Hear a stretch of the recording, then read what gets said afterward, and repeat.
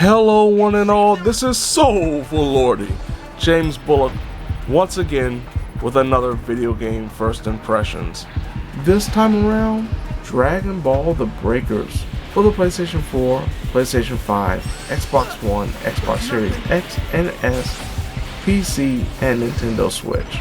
Dragon Ball The Breakers is pretty much unlike any other Dragon Ball game you've probably ever played because this is a 7-on-1 PvP online multiplayer experience where 7 survivors attempt to find a time machine by locating various parts and unlocking various keys in a specific map while being challenged by a raider, either Frieza, Cell, or Majin Buu.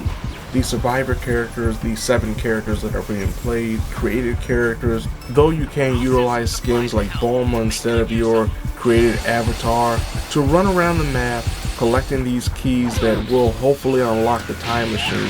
While looking for the keys, you can find boxes that may produce defensive items like Vegeta's gloves, or even like a one-use rocket launcher. The randomness of whatever item you may attain may be very beneficial or it may not. Some of these items include, beyond just weapons and defensive measures, actual Dragon Balls that can also be dropped by humans that are rescued if you are able to get to them before the raider does. You can also find radars like the Dragon Radar, which will allow you to find Dragon Balls easier or find survivors easier, or even find the other keys depending on what level you have. But one of the more important items that you can find, either dropped by humans or found in these boxes, are the charge items. Now these charge items allow for your character to transform and be able to fight the raider. While you utilize attacks and fly around, your key level will drop down, and if it does empty before the raider is either defeated or you're able to escape the raider's sight, you will be vulnerable for an attack that could leave you down and of course dead in a few seconds if your allies don't revive you in time. While being a survivor is relatively simple, being a raider can be a little bit more complicated, mostly because of the hunt that comes with it. As a raider, you have up to 4 levels of transformation, and the only way to do that is by killing enemies, finding specific items that you can also charge up your key, and destroying the environment. As you evolve, you have this overall ability to destroy a certain section of a map. Only once, so you have 3 chances if your raider is able to survive long enough or your opposing raider is able to survive long enough. Now, playing as a raider will allow for you to not only attack your foes, especially if you find them before they're able to really get a good charge meter leveled up. And just like the survivors, raiders also have abilities and skills, but unlike the survivors, raiders cannot change their abilities and skills, they can just only upgrade them. Now, there are some key differences in terms of not only the way raiders and survivors upgrade their skills, but also the leveling system in general.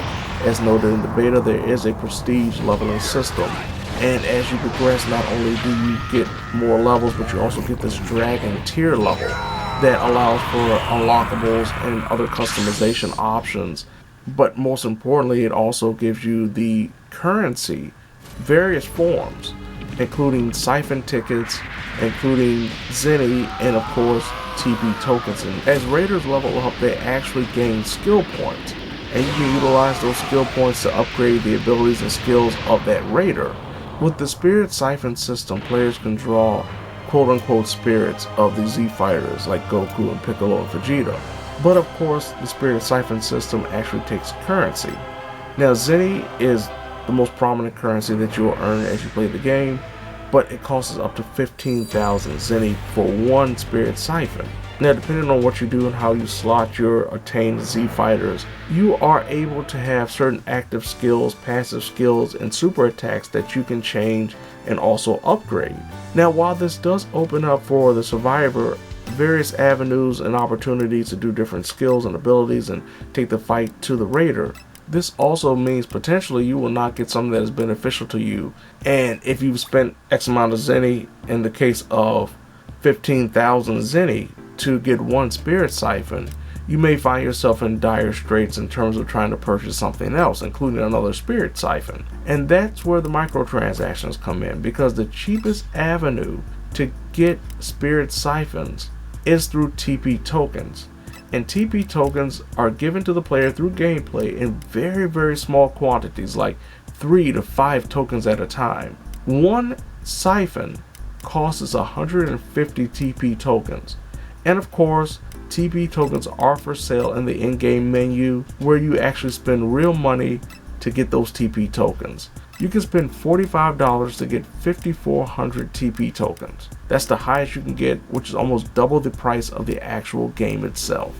Now, one thing about it when it comes to the leveling and even the equipable skills and abilities, it doesn't necessarily matter that much compared to the power of the Raider.